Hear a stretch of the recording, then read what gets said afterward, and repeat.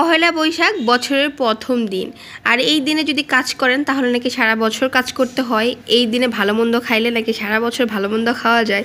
এই দিনে সাজুগুজু করে ঘুরতে গেলে নাকি সারা বছর সাজুগুজু করে ঘোরা যায়।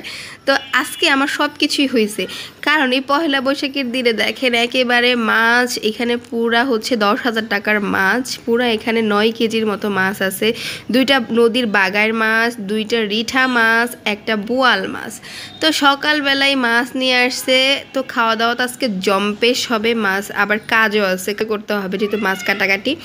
তো আমি বাসার নিচে বসেছিলাম, আর এখানে দেখতেই পাচ্ছেন আমাদের হচ্ছে শিমুল ভাই, সে হচ্ছে যেহেতু মাছের সাইজগুলো বেশ বড় বড় এক একটা, তো এইটা হচ্ছে 4 কেজি সাইজের হবে সম্ভবত। তো এইটা হচ্ছে শিমুল ভাই কেটে দিচ্ছিল, আর খালা এটা কাটতে পারতেছিল না, খালা ঘষে ঘষে সুন্দর করে ধুয়ে দিছে, সাদা বানাই দিছে। এখন শিমুল ভাই হচ্ছে কাটতেছিল, আমার কাছে জিজ্ঞেস করতেছিল যে কীভাবে কাটবো ভাবি, আমি বসে দেখাই দিতেছিলাম।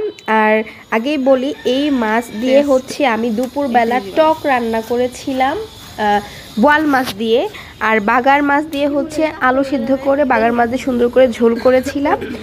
এটা বলে দেওয়ার কারণ হচ্ছে কারণ খুব তাড়াহুড়ো ছিল, কারণ দুপুরবেলা হচ্ছে আর আমি ভিডিও করি নাই, আর খুব তাড়াহুড়ো করেই হচ্ছে আমাদের বের হইতে হয়েছে। তো এই জন্য হচ্ছে আমি বলে দিলাম আর কি। তো দেখেন শিমুল ভাই খুব সুন্দর করে পিস পিস করে দিচ্ছিল। এখানে দেখেন এই যে মাছগুলো, আমি আর খুব বেশি কাটাকাটি দেখাইলাম না। আর পহেলা বৈশাখ পান্তা ইলিশ খাওয়ার একটা ট্রেডিশন আমাদের আছে, যেহেতু গ্রামের বাড়ি অনেক সদস্য আমাদের বাসায়।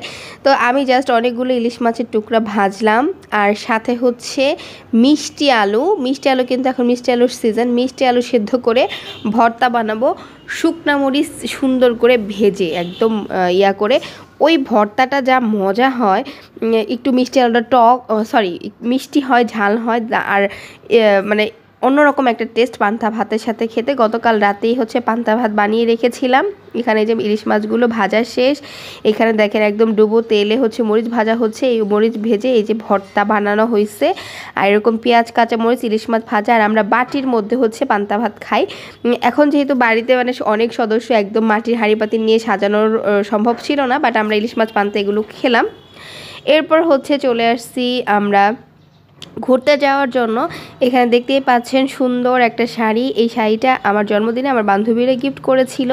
সেম একটা শাড়ি আমার বান্ধবীরও আছে, ওর এই শাড়িটা দেখে আমি পছন্দ করেছিলাম, তো এই জন্য হচ্ছে ওরা সবাই মিলে আমাকে জন্মদিনে এই শাড়িটা গিফট করেছিল। আর এই শাড়ির সাথে এই সুন্দর কানের দুলটা আমি কিনেছিলাম। কানের দুলটা আমার কাছে মনে হয়েছে যে ঠিকঠাক হবে। আর আমি আসলে সবসময় যেহেতু একটু হেলদি, তো আমার ইয়াটা মেনটেন করার চেষ্টা করি। আমি ড্রেস বা জুয়েলারি ক্ষেত্রে একটু মানে বিভিন্ন ওয়ে বা ট্রিক্স ফলো করি, যেগুলো পরলে আমাকে একটু সুন্দর লাগবে, স্লিম লাগবে। যেমন আমি গলার কোনো সেট পরি না, কারণ মোটা আমি, গলাটা একদম লেগে থাকে, তো ওইখানে গলার সেট পরলে ভালো লাগে না। কিন্তু এরকম লম্বা লম্বা কানের দুল পরলে দেখতে ভীষণ সুন্দর লাগে। হাতের একটা আংটি, আর এই চুড়িটা তো আগেই আপনারা দেখেছেন, আগের একটা চুড়ি, কিন্তু এটার সাথে মিলবে। আমি কাঁচের চুড়ি পরতে চেয়েছিলাম লাল কালো, কিন্তু কাঁচের চুড়ি কেনার আর টাইম ছিল না। যেহেতু শাড়ির ব্লাউজটা হবে হচ্ছে কালো, মানে ব্লাউজটা কালো বানাইছি, মানে কালো বলতে এটার সাথে ব্লাউজটা কালোই ছিল আর কি।